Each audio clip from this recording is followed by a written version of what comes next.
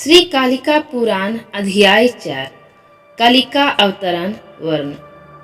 पूर्ण रूप से एक ही निष्ठा में रहने वाले हृदय से समन्वित योगियों के द्वारा सांसारिक भय और पीड़ा के विनाश करने के अनेकों उपाय के लिए किए गए हैं। ऐसे भगवान हरि के दोनों चरण कमल सर्वदा आप सबकी रक्षा करें, जो समस्त योगी जनों के चित्त में विद्या के अंधकार को दूर हटाने के लिए सूर्य के समान है तथा अतिगणों की मुक्ति का कारण स्वरूप है।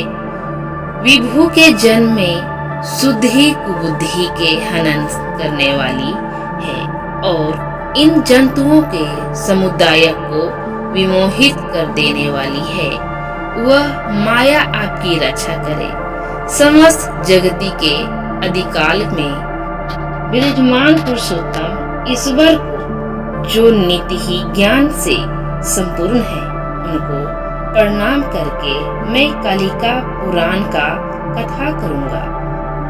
हिमालय के समीप में विराजमान मुनियों ने परमाधिक श्रेष्ठ मार्कंडेय मुनि के चरणों में प्राणिपात करके उनसे कर्मठ प्रभूति मुनिगण ने पूछा था कि हे भगवान, आपने तात्विक रूप से समस्त शास्त्रों और अंगों के सहित सभी वेदों को सब भली भांति मंथन करके जो कुछ भी साररूप था वह सभी भांति से वर्ण कर दिया है।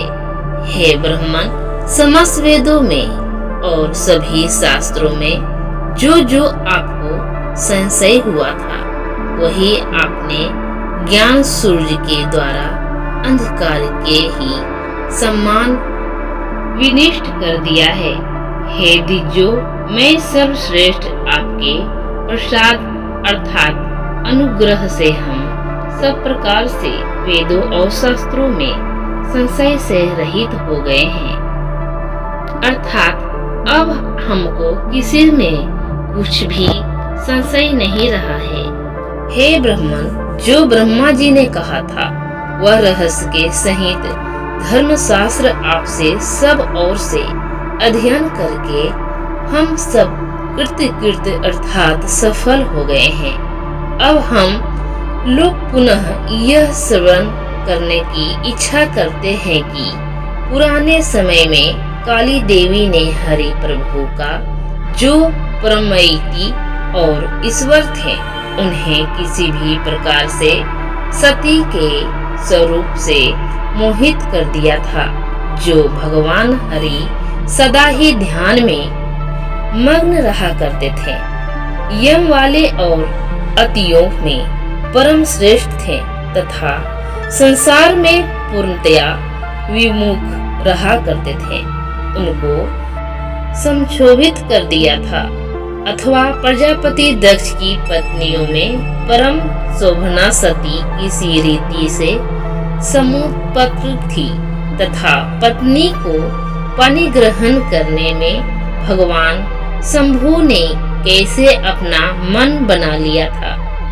प्राचीन समय में किसी कारण से तथा किसी रीति से दक्ष प्रजापति के कोप से सती ने अपने देह का त्याग किया था, अथवा फिर वही सती गिरवर हिमावन की पुत्री के रूप में कैसे समुत्पन्न हुई।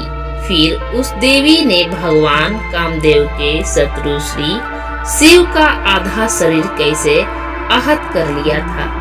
हे दिज्य श्रेष्ठ, यह सभी कथा आप हमारे समक्ष विस्तार के साथ वर्णित कीजिए।